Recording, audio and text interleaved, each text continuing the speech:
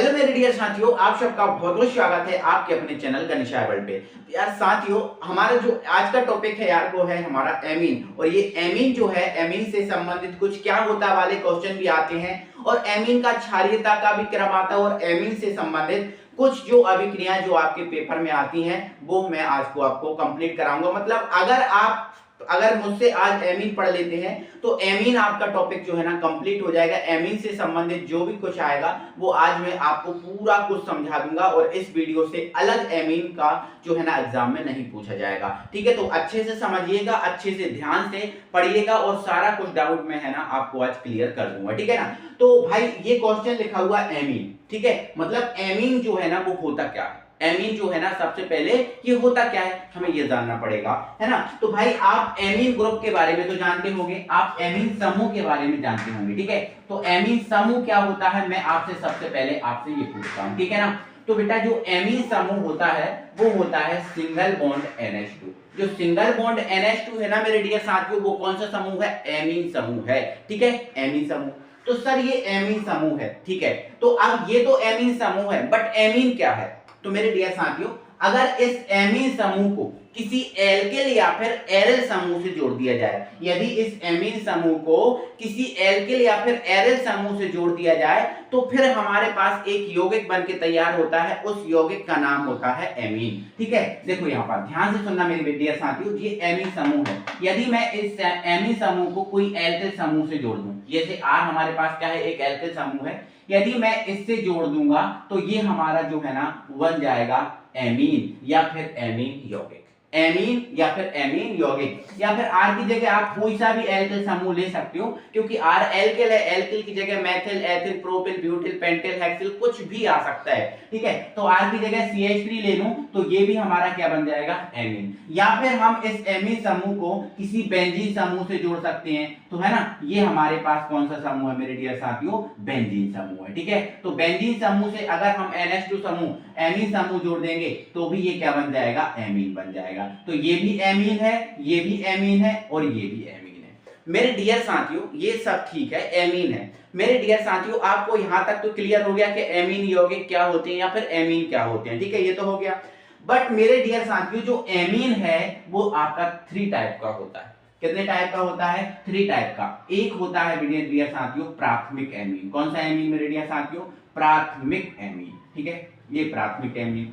दूसरा होता है मेरे डियर साथियों द्वितीयक एमीन। ठीक है, ये आपका रहा द्वितीयक एमीन। ठीक है, द्वितीयक एमीन। ठीक है, अब ये एमीन तो प्राथमिक एमीन को मेरे डियर साथियों 1 डिग्री बोलते हैं। क्या बोलते हैं, 1 डिग्री। और जो द्वितीय एमीन है मेरे डियर साथियों इसको बोलते हैं 2 डिग्री। ठीक है, और तीसरा होता है मेरे डियर साथियों तृतीयक एमीन। ठीक है, ये तृतीयक एमीन, तृतीयक एमीन।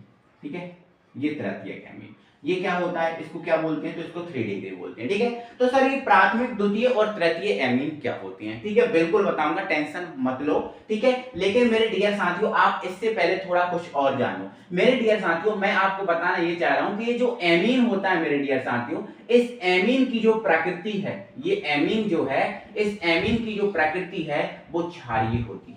ठीक है, कैसी होती है बेटा, क्षारीय होती है। तो एमीन की प्रकृति बेटा कैसी होती है, क्षारीय। तो अब बताओगे सर ये क्यों होती है क्षारीय, एमीन क्षारीय प्रकृति का क्यों होता है। तो मेरे डियर साथियों आप देखो, ये लिखा है एमीन समूह, ये क्या है, एमीन समूह। तो क्या इस एमीन समूह को मैं इस टाइप से नहीं लिख सकता, लिख सकता हूं या फिर नहीं लिख रहा, चलो मैं ऐसा ही लिख रहा हूं। ठीक है, सिंगल बॉन्ड NH2, ये एमीन समूह है क्या, एमीन समूह, हाँ है।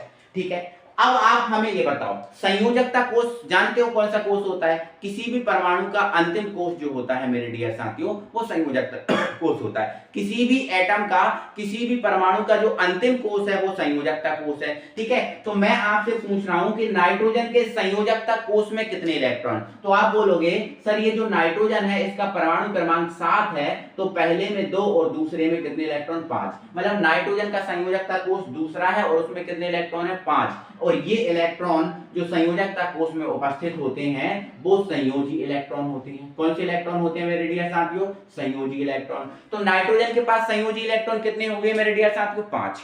अब 5 संयोजी इलेक्ट्रॉन है, तो 5 में से देखो 2 तो H बंधे हुए हैं, मतलब 2 H बंधे हुए हैं, तो मतलब ये 2 इलेक्ट्रॉन, 5 में से 2 इलेक्ट्रॉन इन H को दे दिए गए और एक बॉन्ड यहां लगा हुआ है, तो एक इस बॉन्ड में गया होगा। तो मतलब इस नाइट्रोजन के संयोजकता कोष में 5 इलेक्ट्रॉन तो थे, लेकिन 5 इलेक्ट्रॉन में से 3 इलेक्ट्रॉन इसने बांट दिए। अब 3 इलेक्ट्रॉन बांट दिए, तो आप इसके पास कितने इलेक्ट्रॉन बचे? तो मेरे डियर साथियों 2 इलेक्ट्रॉन बचे। कितने इलेक्ट्रॉन बचे? 2 इलेक्ट्रॉन। क्या इन इलेक्ट्रॉनों ने किसी बंध में या किसी बंध निर्माण की प्रक्रिया में भाग लिया है? तो आप बोलोगे सर नहीं लिया है, किसी भी बंध निर्माण की प्रक्रिया में भाग नहीं लिया है, ठीक है, ये सुरक्षित हैं। तो मेरे भाई ऐसे इलेक्ट्रॉन जो बंध निर्माण की प्रक्रिया में भाग नहीं लेते, ऐसे इलेक्ट्रॉन जो बंध निर्माण की प्रक्रिया में भाग नहीं लेते, ऐसे इलेक्ट्रॉन्स को मेरे डियर साथियों कहते हैं हम एकांकी इलेक्ट्रॉन युग्म। एकांकी इलेक्ट्रॉन युग्म। तो नाइट्रोजन एमीन जो है, इस एमीन के नाइट्रोजन के पास कितना एकांकी इलेक्ट्रॉन युग्म होता है? 1, क्योंकि 2 इलेक्ट्रॉन से एक युग्म बनता है ना। तो नाइट्रोजन के पास कितना एकांकी इलेक्ट्रॉन युग्म हुआ? 1 हुआ। क्लियर हुआ? कोई दिक्कत है? ठीक है। अब आपने 11th जब पढ़ा होगा, तो 11th में आपने ब्रांस्टेड और लॉरी की एक परिभाषा पढ़ी होगी, ठीक है, ब्रांस्टेड, या फिर आपने लुईस की अम्ल क्षार अवधारणा पढ़ी होगी। किसकी मेरे डियर साथियों? लुईस नामक वैज्ञानिक की। तो लुईस नामक वैज्ञानिक ने कहा था कि जिसके पास एकांकी इलेक्ट्रॉन युग्म होता है, जिसके पास एकांकी इलेक्ट्रॉन युग्म होता है, इन महोदय ने कहा था जिनके पास एकांकी इलेक्ट्रॉन युग्म होता है वो क्षारीय प्रकृति का होता है। कौन सी प्रकृति का? क्षारीय प्रकृति का होता है। तो नाइट्रोजन के पास एकांकी इलेक्ट्रॉन युग्म है, इसलिए क्षारीय प्रकृति का हुआ, और नाइट्रोजन ही तो एमीन समूह का निर्माण करता है, इसीलिए NH2 जो है वो क्षारीय प्रकृति का हुआ। ठीक है। तो अब अगर आपके पेपर में आ जाए कि अमोनिया एमीन क्षारीय प्रकृति का होता है, क्यों? तो बता देना कि नाइट्रोजन पर, किस पर? नाइट्रोजन पर उपस्थित एकांकी इलेक्ट्रॉन युग्म के कारण, नाइट्रोजन पर उपस्थित एकांकी इलेक्ट्रॉन युग्म के कारण जो एमीन है ना, क्षारीय प्रकृति का होता है, क्षारीय प्रकृति का होता है। ये पेपर में आया हुआ क्वेश्चन है मेरे भाई कि एमीन क्षारीय प्रकृति का होता है, क्यों? तो एमीन क्षारीय प्रकृति का क्यों होता है? क्योंकि उसके पास एक एकांकी इलेक्ट्रॉन युग्म होता है, और ये लुईस नामक वैज्ञानिक कहा था कि जिसके पास एक एकांकी इलेक्ट्रॉन युग्म हो, कम से कम एक हो, ज्यादा भी हो सकते हैं, कम से कम एक होगा, वो क्षारीय होगा, तो इसलिए क्षारीय। ठीक है। तो एमीन क्षारीय प्रकृति का होता है, समझ गए? एमीन यदि एल्किल या एरिल समूह से जुड़ा होता है, एमीन समूह यदि एल्किल या एरिल समूह से जुड़ा होता है तो वो एमीन कहलाता है। एमीन प्राथमिक, द्वितीय और तृतीय 3 टाइप के होते हैं, ये भी समझ गए। ठीक है ना। चलो अब आपको प्राथमिक, द्वितीय और तृतीय एमीन के बारे में बताता हूं, ठीक है, या फिर पहले मैं एमीन को बनाना बताता हूं, ठीक है ना। तो डियर साथियों यहां आप देखिए, तो सबसे पहले मैं एमीन को बनाना बताता हूं, ठीक है ना, एमीन को बनाना बताऊंगा और फिर आपको प्राथमिक, द्वितीय और तृतीय एमीन को बनाना बताऊंगा, ठीक है ना। तो पहले मैं एमीन को बनाना बताता हूं। मेरे डियर साथियों क्या होता है, यदि हम एल्कोहल की, किसकी मेरे डियर साथियों? एल्कोहल की, समझ रहे हो आप? किसकी? एल्कोहल की। यदि एल्कोहल की बेटा अमोनिया से क्रिया करा दी जाए, किससे क्रिया करा दी जाए? अमोनिया से। ठीक है। ये एल्कोहल है, एल्किल एल्कोहल, ये एल्किल है, ये एल्कोहल है, और ये अमोनिया है। तो यदि इस एल्कोहल की अमोनिया से क्रिया करा दी जाए, ठीक है, और किसकी उपस्थिति में? Al2O3 की उपस्थिति में, ठीक है, किसकी उपस्थिति में? Al2O3 की उपस्थिति में, ठीक है। तो ये अमोनिया एल्कोहल से क्रिया करके R सिंगल बॉन्ड NH2 बना लेगा। कैसे बना लेगा सर, ये हो कैसे गया? तो आपको मेरे डियर साथियों पता है कि NH3 लिखा है, क्या लिखा है? NH3। ये NH3 में से एक H इस OH के साथ मिलेगा। जब एक H इस OH के साथ मिलेगा तो क्या बनेगा? H2O बनेगा। क्या बनेगा? H2O बन जाएगा। जब एक H इस OH के साथ मिलेगा तो क्या बन जाएगा? जाएगा डियर साथियों H2, बोलो बनेगा कि नहीं, और H2 हो जाएगा बाहर। अब NH जब एक H चला गया तो NH2 ही बचा ना, तो यहाँ कौन बचा R और यहाँ कौन बचा NH2, तो ये RNH2 से जुड़ के क्या बन जाएगा RNH2। अब आप देख लीजिए एमीन से एक एल्किल समूह जुड़ा हुआ है, तो यदि एमीन से एक एल्किल समूह जुड़ा है तो मेरे डियर साथियों ये आपका प्राथमिक एमीन होगा, 1 डिग्री होगा।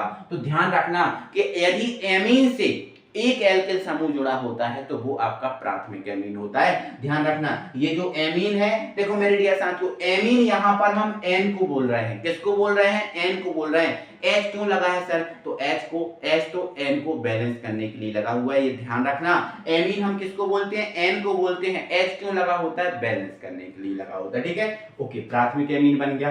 तो बेटा अगर हमें इस प्राथमिक एमीन से, किससे, प्राथमिक एमीन से, ये कौन सा एमीन बन गया भाई, प्राथमिक एमीन बन गया, प्राथमिक एमीन। यदि इस प्राथमिक एमीन से हमें द्वितीय एमीन बनाना है तो वो भी सिंपल है, ठीक है। तो आपको अब हम द्वितीय एमीन बनाना बता रहे हैं, तो द्वितीय एमीन में क्या होगा बेटा, जो प्राथमिक एमीन है मतलब R सिंगल बॉन्ड NH2 है, इसकी प्राथमिक एमीन की फिर से अल्कोहल से क्रिया कराई जाएगी, है ना, फिर से किससे क्रिया कराई जाएगी, अल्कोहल से। तो फिर इसका एक H इस OH के साथ फिर से क्या बना लेगा डियर साथियों, H2O बना लेगा।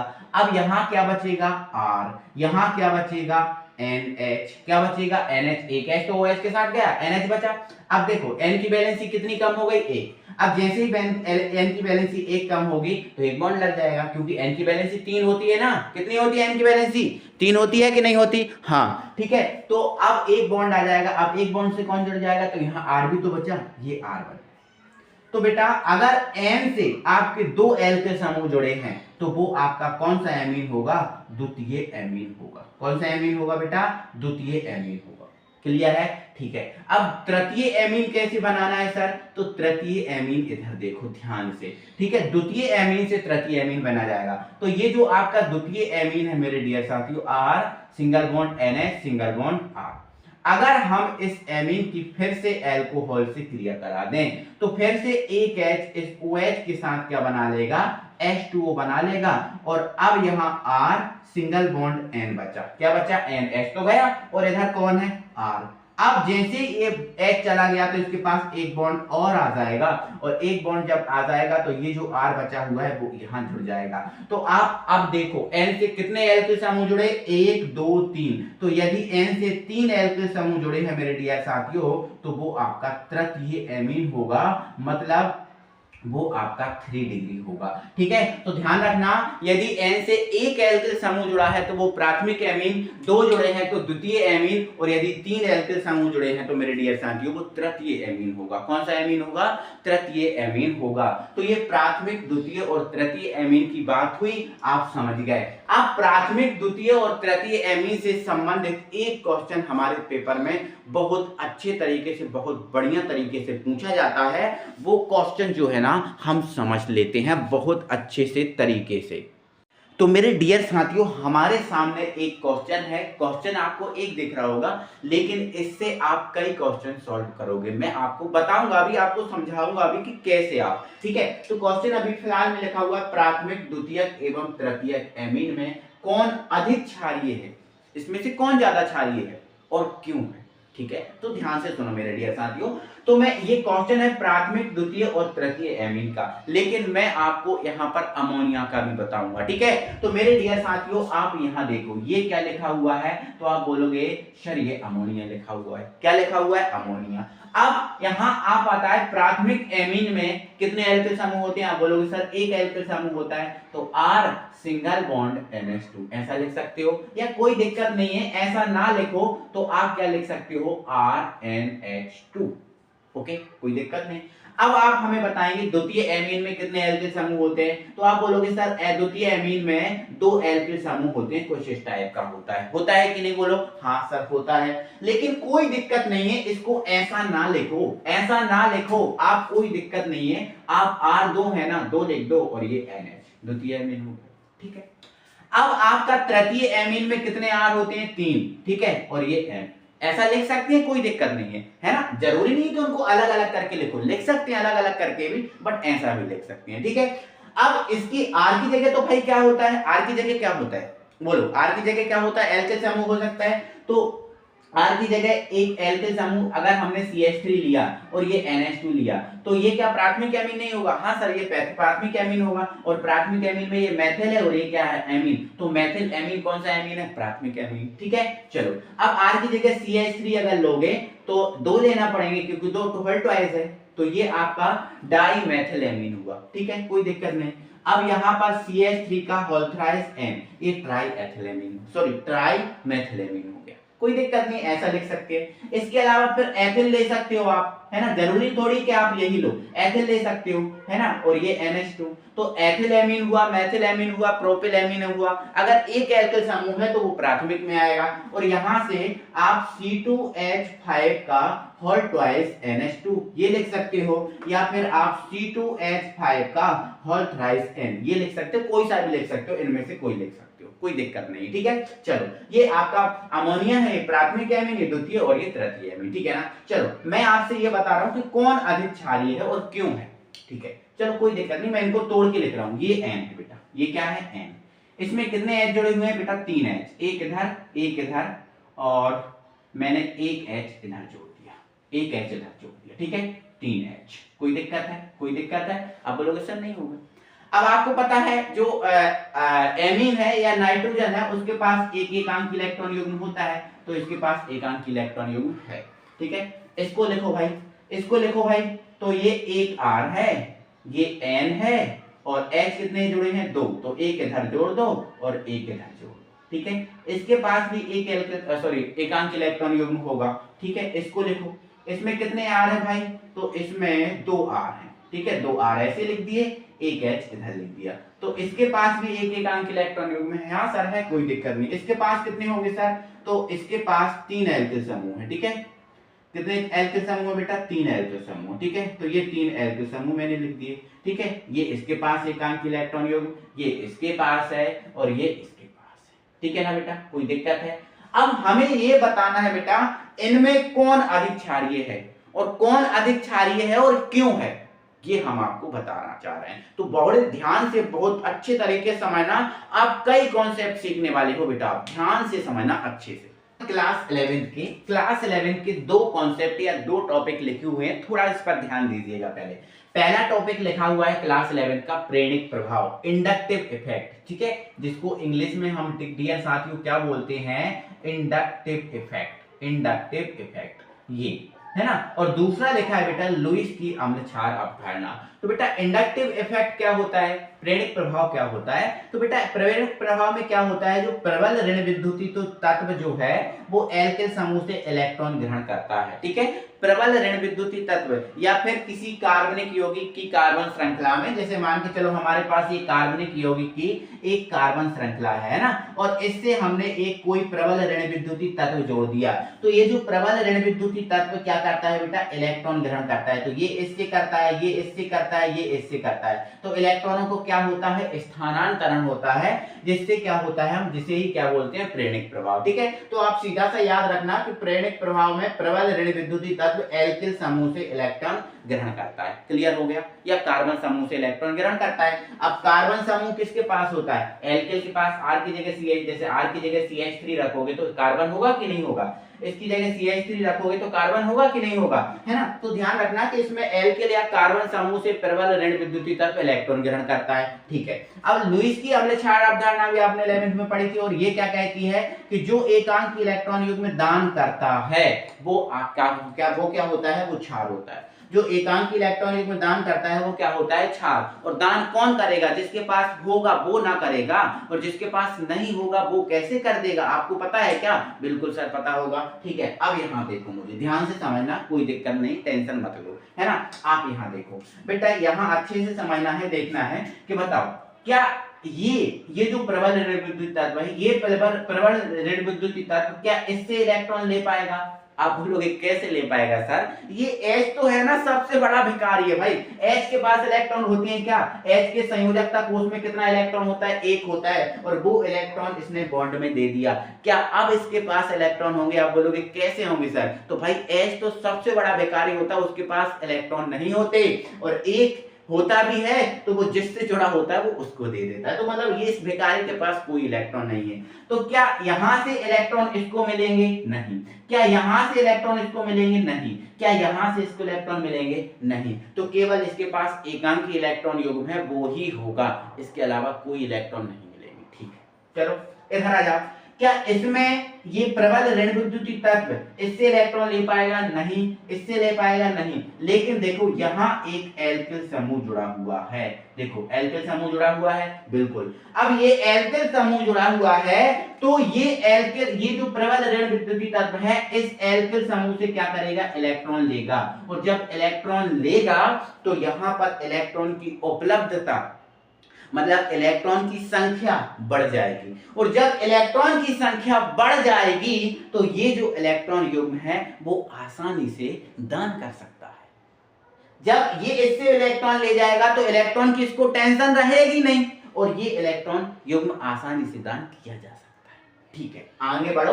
यहां पर बेटा इससे कितने एल्किल समूह जुड़े? तो आप बोलोगे सर 2 जुड़े हैं, एक जुड़ा है यहां और एक जुड़ा है यहां। तो ये जो आपका प्रबल ऋण विद्युतीय तत्व जो दिख रहा है यहां से भी इलेक्ट्रॉन ले लेगा और यहां से भी इलेक्ट्रॉन ले लेगा। तो देखो इसको तो एक ही जगह से इलेक्ट्रॉन मिल रहे थे और इसको 2 जगह से इलेक्ट्रॉन मिल रहे हैं। मतलब यहां पर इलेक्ट्रॉन की उपलब्धता इससे ज्यादा होगी, इससे ज्यादा यहां होगी।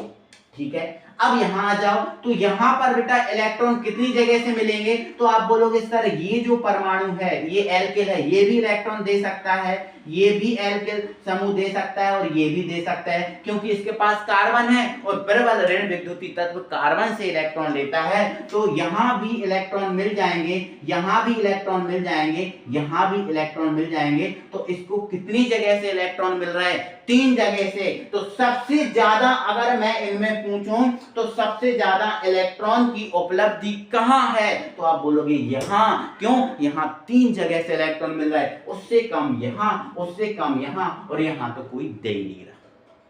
कोई दे रहा है क्या? और लुईस ने कहा था जो एकांक इलेक्ट्रॉन युग्म दान करता है वो क्षार होता है। तो इसके पास इलेक्ट्रॉन की पर्याप्त संख्या है तो ये बहुत अच्छे से एकांक इलेक्ट्रॉन को क्या कर देगा? दान कर देगा। इसीलिए मेरे डियर साथियों जो तृतीय एमीन है वो सबसे ज्यादा क्षारीय होगा, उससे कम होगा द्वितीय, उससे कम होगा प्राथमिक। ठीक है, तो ध्यान रखना सबसे कम क्षारीय कौन है इन तीनों में? क्यों है? कौन है? प्राथमिक एमीन, उससे ज्यादा द्वितीय और इससे ज्यादा तृतीय। क्यों है? प्रेरणिक प्रभाव के कारण। किसके कारण? प्रेरणिक प्रभाव के कारण। और सबसे कम पूछे इन तीनों में तो प्राथमिक, सबसे ज्यादा पूछे तो तृतीय। लेकिन आपसे इसकी और इसकी तुलना करके पूछ लिया कि इसमें और इसमें कौन अधिक क्षारीय, तो आप बोल देना इसमें और इसमें ये है ना। तो ध्यान रखना सबसे कम क्षारीय कौन होता है मेरे डियर साथियों? अमोनिया। और सबसे ज्यादा कौन होता है? तृतीय एमीन। और मेरे डियर साथियों एक व्यक्ति और है जो इससे कम क्षारीय होता है जिसका नाम है एनिलीन। इसको भी याद रखना क्योंकि ये और बड़ा भिखारी होता है, अपना इलेक्ट्रॉन है वो भी दान कर देता है, एकांकी इलेक्ट्रॉन युग्म भी दान कर देता है। तो यहाँ पर तो इलेक्ट्रॉन युग्म भी नहीं होता, इसलिए सबसे कम जो क्षारीय है वो ये है। कैसे? क्योंकि आपको पता है ना इसके पास एकांकी इलेक्ट्रॉन युग्म होता है और प्रेरक प्रभाव के कारण ये अपना एकांकी इलेक्ट्रॉन युग्म रिंग के चारों ओर घुमा देता है। तो इसके पास तो कम से कम एक एकांकी इलेक्ट्रॉन युग्म है, इसके पास तो वो भी नहीं होता है ना। तो सबसे कम क्षारीय कौन है? एनिलीन। तो कौन है? एनिलीन। ये एनिलीन है। कौन है? एनिलीन। फिर कौन है मेरे डियर साथियों? अमोनिया है ना। कौन है? अमोनिया। और फिर कौन है? प्राथमिक एमीन। और फिर कौन है? 2 डिग्री एमीन। और फिर कौन है? 3 डिग्री एमीन। ये बात याद रखना। अब ये क्वेश्चन का आंसर आप कैसे लिखोगे? आप पहले तो यही बनाओगे, ये जो चीज है इसमें सारा कुछ मैटर आप समझ गए। अब लेकिन थ्योरी पेपर में लिखना होगी, वो कैसे लिखोगे? तो आप यहां देख लो, ये बोर्ड पर आपको स्क्रीन पर ये थ्योरी दिख रही है, आप इस थ्योरी का स्क्रीनशॉट लें और जो मैंने अपने मुंह से बोला है, जो मुंह से आपको समझाया है वही कुछ है, कोई अलग से नहीं है मेरे डियर साथियों, सारा कुछ वही है। तो आप देखो, स्क्रीनशॉट लो। अब हम बढ़ते हैं आगे और अगला क्वेश्चन इससे संबंधित क्या बन जाता है अब देख लेना, आप चुटकियों में इस क्वेश्चन को समझ जाओगे। आ जाओ तो मेरे डियर साथियों मैदान में। अब हम बात करते हैं क्वेश्चन पर, और किस टाइप के क्वेश्चन है जो है ना हमारे पेपर में आते हैं और वो हम नहीं बना पाते, अक्सर कुछ ना कुछ गलती कर देते हैं। तो अब ना कोई गलती नहीं होनी, क्योंकि हमने सारा कुछ बेसिक जो है इसका समझ लिया। तो क्वेश्चन मेरे डियर साथियों हमारे पास आ गया, अमोनिया से मेथिल एमीन अधिक क्षारीय है क्यों, ये क्वेश्चन आ गया। या फिर इसके पलट के क्वेश्चन आ जाता कि भाई अमोनिया से एथिल एमीन अधिक क्षारीय है क्यों, किसी भी टाइप का क्वेश्चन आ जाता। या फिर क्वेश्चन ये बन के आ जाता कि जो अमोनिया है मेथिल एमीन से कम क्षारीय है क्यों, या फिर जो अमोनिया है एथिल एमीन से कम क्षारीय है क्यों, किसी भी टाइप का क्वेश्चन आ जाता, हम उसका जवाब बहुत अच्छे से बहुत अच्छे तरीके से दे पाते। तो आओ जरा अब हम इस क्वेश्चन को कैसे टैकल करते हैं, कैसे जवाब देते हैं, समझ लो, है ना। तो बेटा इस क्वेश्चन का आंसर ये है कि देखो आपको तो ये तो पता है, ये आपको पता है कि ये जो आपका अमोनिया है इससे अधिक क्षारीय मेथिल एमीन है। कौन सा एमीन है, मेथिल एमीन है, ये तो आपको पता चल गया, ये अधिक क्षारीय है ना, ये तो आपको पता चल गया। बट अब ये भी पता चल गया कि क्यों है अधिक क्षारीय, क्योंकि ये भी हमने समझ लिया, बट लिखें कैसे, लिखें कैसे। तो इसका आंसर आपका कितना सा है, पहले तो आप क्या करना, बढ़िया से पहले तो आप क्या करना, ये जो थ्योरी दिख रही है ना, इस थ्योरी को लिखने से पहले आप बढ़िया से आप अमोनिया लिखना NH3, है ना, आप मेथिल एमीन लिखना R सिंगल बॉन्ड NH2, इसको बढ़िया से अच्छे से तोड़ के लिखना। ये N है, H कितने हैं 3, यहां यहां यहां, ठीक है, ये लिख दिया। और बढ़िया से इसको लिखना, है ना, इसको तोड़ देना N, इससे कितने H जोड़े हैं 2, एक इधर जोड़ दो और एक जोड़ दो आप इधर। इसके पास बोलो एकांक इलेक्ट्रॉन युग्म है, तो आप बोलोगे बिल्कुल सर है ना। इससे इधर कौन जुड़ा है, तो इधर इससे जुड़ा है CH3, इधर इससे कौन जुड़ा है CH3, इस H को इधर जोड़ दो। तो इसके पास एकांक इलेक्ट्रॉन युग्म है, बोलो बिल्कुल है, इसके पास भी है, इसके पास भी है। बट आप देखो इसमें एल्किल समूह जुड़ा है, कौन सा समूह जुड़ा है, एल्किल समूह, और एल्किल समूह जुड़ा होने के कारण इसमें प्लस आई प्रभाव होगा। कौन सा प्रभाव होगा, प्लस आई प्रभाव होगा। अब जब प्लस आई प्रभाव होगा तो इस N को इसके इलेक्ट्रॉन क्या होंगे, मिल जाएंगे। जब इलेक्ट्रॉन मिल जाएंगे तो इस N पर इलेक्ट्रॉन का घनत्व क्या हो जाएगा, ज्यादा हो जाएगा। जब इलेक्ट्रॉन का घनत्व ज्यादा हो जाएगा तो इसमें भाई प्रोटॉन को ग्रहण करने की क्षमता भी क्या होगी, बढ़ जाएगी। और प्रोटॉन को ग्रहण करने की क्षमता भी बढ़ जाएगी। तो ब्रांस्टेड और लॉरी ने तो यही कहा था कि जो प्रोटॉन ग्रहण करेगा वो क्षारीय होगा, तो ये अधिक क्षारीय होगा। बट ये तो किसी से इलेक्ट्रॉन ही नहीं ले पाएगा, इसमें तो इंडक्टिव इफेक्ट है ही नहीं, तो ये कम क्षारीय होगा, ठीक है ना। तो ये बना देना, उसके बाद जो थ्योरी दिख रही है वो लिख देना, आपका क्वेश्चन बन गया और आप कभी गलत नहीं होगा। तो इससे बन के आपका चाहे एथिल आए चाहे प्रोपिल आए, कोई सा भी आ जाए आप आंसर दे दोगे। जैसे अगर एथिल एमीन आ गया है ना, अब ये मेथिल एमीन का था, तो अगर एथिल एमीन आ जाएगा तो आप मेथिल की जगह बस क्या कर दोगे, एथिल कर दोगे। क्या कर दोगे, एथिल कर दोगे, है ना। और यहां भी क्या कर दोगे, एथिल कर दोगे। सेम इंडक्टिव इफेक्ट इसमें होगा, सेम बन जाएगा, है ना। जहां जहां आपको मेथिल दिख रहा है थ्योरी में, आप क्या कर दोगे, एथिल कर दोगे। क्लियर है मेरे डियर साथियों, कोई परेशानी है, बिल्कुल आपको परेशानी नहीं होगी। चलो मेरे डियर साथियों, अगला क्वेश्चन है कि जो मेथिल एमीन सॉरी हमारे साथियों क्वेश्चन है कि जो एथिल एमीन है, कौन सा एमीन है, एथिल एमीन। अब एथिल एमीन क्या होता है सर, तो हमें पता है ना भाई, C2H5 सिंगल बॉन्ड NH2, ये एथिल एमीन है।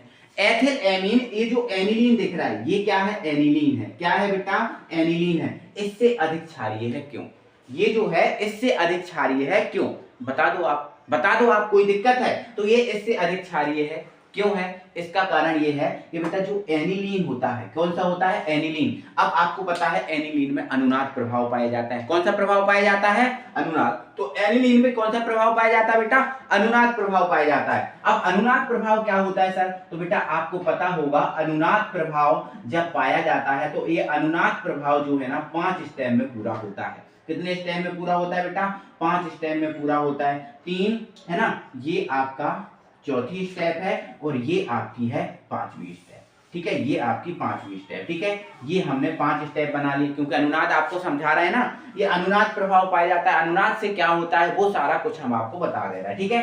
तो यहाँ देखो ये क्या है बेटा R और इधर क्या है NH2। अब आपको पता है N के पास एक एकांक इलेक्ट्रॉन युग्म होता है, ठीक है, और इसी के कारण ये क्षारीय प्रकृति का होता है। इसी के कारण ये कौन सी प्रकृति का होता है, क्षारीय, ठीक है। अब बेंजीन में 3 डबल बॉन्ड तो होते ही हैं, एक छोड़ के, कोई दिक्कत है, कोई परेशानी है नहीं। तो बेटा इसमें अनुनाद प्रभाव पाया जाता है। तो अनुनाद प्रभाव के कारण बेटा होता क्या है कि जो एनी जो नाइट्रो समूह है या फिर एमीन समूह है, एमीन अपना जो एकांकी इलेक्ट्रॉन युग्म है रिंग के चारों ओर घुमाता है। अनुनाद प्रभाव में बेटा क्या होता है, जो एकांकी इलेक्ट्रॉन युग्म है वो रिंग के चारों ओर घूम जाता है। तो ये कहां आ जाएगा, यहाँ। जब ये यहाँ आएगा तो यहाँ क्या बनाएगा, डबल बॉन्ड, क्योंकि आपको पता है मेरे डियर साथियों 2 इलेक्ट्रॉन से एक बॉन्ड बनता है। तो जब ये यहाँ आएंगे तो यहाँ बॉन्ड बनेगा, तो एक बॉन्ड तो पहले से ये एक और बन जाएगा, डबल बॉन्ड हो जाएगा। होगा कि नहीं होगा, बिल्कुल हो जाएगा, ठीक है। अब जैसे ही यहाँ डबल बॉन्ड बनेगा तो ये वाला जो डबल बॉन्ड दिख रहा है ये टूट जाएगा और ये कहां पहुंच जाएगा, इस कॉर्नर पे। ध्यान रखना है ना, कॉर्नर देखो ये फलक से निकल के कॉर्नर पे जाएगा, कॉर्नर से फलक, फलक से कॉर्नर, ठीक है। अब इसको हम यहाँ देखेंगे तो जैसे ही हमने यहाँ देखा तो यहाँ क्या बन गया मेरे डियर साथियों, डबल बॉन्ड बन गया, ठीक है। अब N जो है, N ने इलेक्ट्रॉन दान किया तो N पर क्या आ गया, प्लस आवेश आ गया। क्या आ गया, प्लस आवेश आ गया, ठीक है, कोई दिक्कत नहीं है। ये जो इलेक्ट्रॉन है इधर चले गए तो ये 2 इलेक्ट्रॉन हम यहाँ बना देंगे, ठीक है, क्योंकि डबल बॉन्ड के इलेक्ट्रॉन गए ना इधर, ठीक है। ये वाला और ये वाला ज्यों करते हैं। आगे क्या होगा, आगे की बात करें तो ये जो एकांक इलेक्ट्रॉन युग्म है वो यहाँ चला जाएगा और ये वाले इलेक्ट्रॉन फलक से निकल के कॉर्नर पे आ जाएंगे, ठीक है। अब यहाँ डबल बॉन्ड बन गया, यहाँ डबल बॉन्ड बन गया, यहाँ पर क्या है NH2, यहाँ पर क्या है प्लस, इसने डबल बॉन्ड यहाँ बनाया और ये निकलकर यहाँ चले गए। कोई दिक्कत है भाई, नहीं दिक्कत होगी। अब ये वाला बॉन्ड बना है, आगे क्या होगा, ये वाला इधर बॉन्ड बनाएगा और ये निकल के इधर चले जाएंगे, ठीक है। तो यहाँ तो डबल बॉन्ड बन गया है मेरे भाई, यहाँ तो डबल बॉन्ड बन गया है, इस पर प्लस है, ये बॉन्ड बन गया, इसने बॉन्ड कहाँ बनाया, यहाँ, और ये निकल के चले गए यहाँ। अगली स्टेप में ये यहाँ चला जाएगा और ये वापस से यहाँ आ जाएगा। अब वापस से यहाँ आ जाएगा तो ये जो NH2 है वापस से इसके पास एकांक इलेक्ट्रॉन युग्म आ जाएगा, ये बॉन्ड इधर, ये बॉन्ड इधर और ये बॉन्ड बन जाएगा इधर, है ना। तो बेटा कहने वाली मेरी बात सिर्फ इतनी है कि ये जो एनिलीन है इसमें अनुनाद प्रभाव पाया जाता है, जो आपको दिख रहा है ना। अनुनाद प्रभाव निम्न है, ये आप प्रदर्शित कर देना, ठीक है, कोई दिक्कत नहीं है। अब इस अनुनाद के कारण क्या होता है बेटा, एमीन के नाइट्रोजन पर धनावेश आ जाता है। एमीन के नाइट्रोजन पर क्या आ जाता है, धनावेश आ जाता है, और धनावेश आने से इलेक्ट्रॉन की कमी हो गई। और जब इलेक्ट्रॉन की कमी होगी मेरे डियर साथियों, तो बताओ इलेक्ट्रॉन की कमी होगी तो क्या ये H+ को आसानी से दान कर पाएगा, बोलो कर पाएगा कि नहीं, नहीं कर पाएगा, क्योंकि इस पर तो धनावेश आ गया, इस पर खुद इलेक्ट्रॉन की, प्रोटॉन की कमी हो गई, तो आसानी से ये H+ को दान नहीं कर पाएगा। और जब आसानी से H+ को दान नहीं कर पाएगा तो ये जो है ना वो कम क्षारीय होगा। क्या होगा, कम क्षारीय। लेकिन इसमें प्लस इंडक्टिव इफेक्ट होगा। कौन सा इफेक्ट होगा, प्लस इंडक्टिव इफेक्ट होगा। ये H, ये H, और ये लिख दिया मैंने C2H5, और C2H5 इंडक्टिव इफेक्ट के कारण ये इससे इलेक्ट्रॉन लेगा, तो इसके पास इलेक्ट्रॉन तो पहले से ही थे, यहां से और मिल जाएंगे, इलेक्ट्रॉन घनत्व बढ़ जाएगा, इसीलिए ये अधिक क्षारीय होगा। तो ये क्वेश्चन का आपको आंसर आपको दिख रहा होगा। आई होप आप बहुत बेहतरीन तरीके से इसका आंसर आप दे पाओगे, ठीक है, और आप अच्छे तरीके से समझ गए होंगे। तो ये 2-3 टाइप के जो क्वेश्चन मैंने आपको बताए क्या होते हैं, पूछा जाता है बेटा क्या होता है, क्या होता है, ये क्वेश्चन बहुत बढ़िया तरीके से आप कंप्लीट कर लेना, ठीक है। एक और क्वेश्चन आ रहा है बेटा, एक और क्वेश्चन ये है कि जो एमीन है वो जल में विलय होता है क्यों। अच्छा एक बात और सुन लो, एमीन जो है वो जल में विलय होता है क्यों, एक बहुत बेहतरीन बात सुन लो, आप समझ लो बेटा, है ना, ध्यान से बेटा। देखो एल्किल, जिससे देखो ऐसे एमीन, ठीक है, ऐसे एमीन जिनमें एल्किल समूह जुड़ा होता है, एल्किल समूह जुड़ा होता है, उन्हें बेटा हम क्या बोलते हैं, एलिफेटिक एमीन बोलते हैं। कौन सा एमीन बोलते हैं, एलिफेटिक एमीन। इस बात को हमेशा याद रखना, जिनमें एल्किल समूह होता है, जिनमें कौन सा समूह होता है, एल्किल, है ना, जैसे methyl, ethyl, propyl, butane, alkyl समूह। तो एल्किल समूह वाले जो एमीन हैं वो आपके एलिफेटिक एमीन हैं, और एलिफेटिक एमीन मेरे डियर साथियों जो है ना वो जल में विलय होते हैं। जल में कैसे होते हैं? विलय होते हैं, ध्यान रखना। और बेंजीन वाला जो एमीन होगा, ये बेंजीन वाला एमीन है, और बेंजीन वाला एमीन जो है वो आपका एरोमेटिक एमीन होता है। कौन सा एमीन होता है?